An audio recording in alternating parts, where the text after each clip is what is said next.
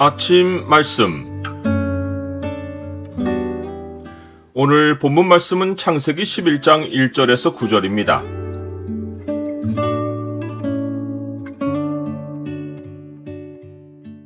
끝날에 문명의 바벨론은 1시간에 망한다. 오늘 본문을 죄의 창으로 보면 사람이 하나님과 같이 되려는 죄가 무엇인지가 보입니다. 죄의 창을 보여주는 구절은 11장 4절입니다. 또 말하되 자 성읍과 탑을 건설하여 그 탑 꼭대기를 하늘에 닿게 하여 우리 이름을 내고 온 지면에 흩어짐을 면하자 하였더니, 바벨 사건은 인류가 생육하고 번성하여 땅에 충만하라 라고 하신 하나님의 말씀에 순전하게 순종하지 않고 땅에 퍼져나가기를 거부한 사건입니다. 그러나 하나님의 말씀은 하나님의 뜻대로 이루어져 사람들은 온 땅에 흩어졌고, 이렇게 된 데에는 사람들의 거역을 심판하신 하나님의 권능이 있었습니다. 사람들이 하나님의 말씀을 온전히 따랐다면 온 땅의 언어가 나뉘는 일은 없었습니다. 본래는 온 땅의 언어가 하나이고 말이 하나였습니다. 말은 하나님이 생기를 사람의 코에 불어넣으셔서 사람이 생명이 되어 얻은 복입니다. 신약 시대에도 성령이 강림하실 때 주의 제자들이 성령의 충만함을 받아 다른 언어들로 말하기를 시작했습니다. 이때 예루살렘에 와 있던 수많은 외국인은 다 자기들의 언어로 하나님의 큰 일을 말하는 소리를 들었습니다. 언어의 벽이 허물어졌고 언어가 다른 사람들이 하나님을 찬양하는 소리를 동시에 함께 알아들었습니다. 사람이 한 목소리로 하나님을 함께 찬양하는 것은 천국의 모습이고 이것이 앞으로 천국에서 벌어질 일입니다.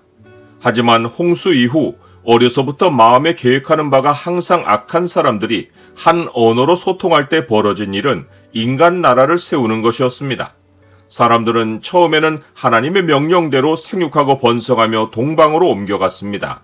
그런데 신할 평지를 만났을 때 거기에 거류하며 성읍과 탑을 건설하려고 했습니다. 신할 땅은 구스의 아들 니므롯이 나라를 세운 곳입니다. 그는 바벨의 도시 건설을 시작해서 에렉, 악갓, 갈레로 통치 지역을 넓혔고 그 땅에서 아수르로 나아가 계속 성읍 건축을 이어갔습니다. 성읍 건축은 니므롯의 야욕이었습니다. 그는 하나님 앞에서 쫓겨나서 성읍부터 건설한 가인의 속성을 이어갔습니다. 그가 바벨 이후에 세운 성읍들은 하나님이 바벨의 성읍 건설을 그치게 하신 이후로도 그가 하나님을 반역했다는 증거입니다. 니므롯은 홍수 이후에 세상에 나타난 첫 용사로서 홍수 이전의 고대 용사로 알려진 네피림의 후손이었습니다. 그가 용감한 사냥꾼으로 이름을 알린 것은 홍수 이전에 포악했던 인류의 죄성이 그에게서 분출했기 때문입니다. 홍수 이전에 네피림이 용사로서 명성을 가진 것은 포악함이 사람들을 지배했기 때문인데, 니므롯은 신할 땅 바벨에 이르러서 사람들 사이에서 유명해진 자신의 명성과 포악함을 이용하여 사람들을 꾀었고 이곳에 나라를 건설하고 인류의 왕이 되려고 했습니다. 그가 사람들을 미혹한 말은 에덴 동산에서 뱀이 하와를 미혹할 때 했던 내용 그대로였습니다. 즉, 뱀은 하와에게 하나님과 같이 될 수 있다고 미혹했는데 신할 평지에 도달한 사람들이 한 목소리로 한 말을 들어보면 그들도 하나님과 같이 되려는 시도를 다시 했다는 것을 알 수 있습니다.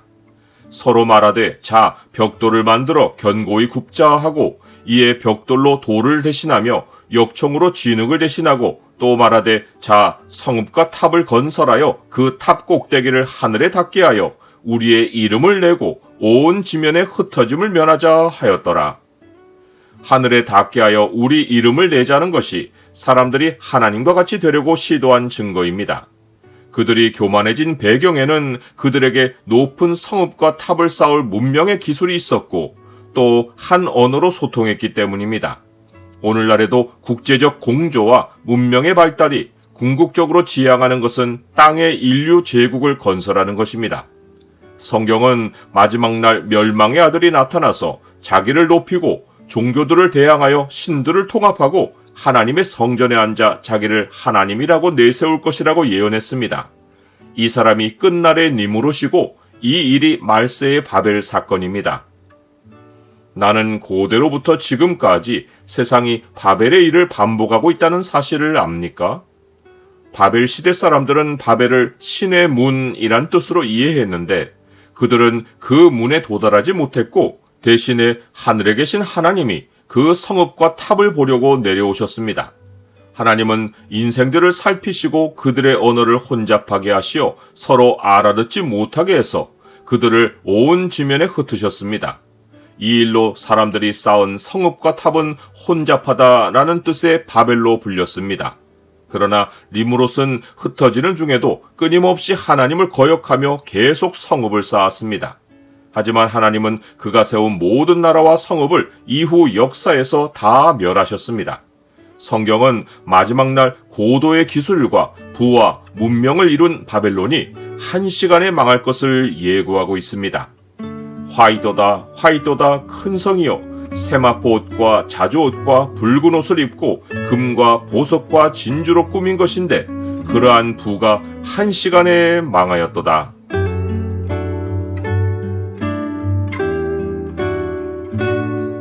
주님, 세상이 주를 인정하지 않고 자립하고 자족하며 문명 안에서 기술을 즐기고 죽지 않고 마냥 살 것처럼 사는 것이 사람이 하나님과 같이 되려는 죄성입니다.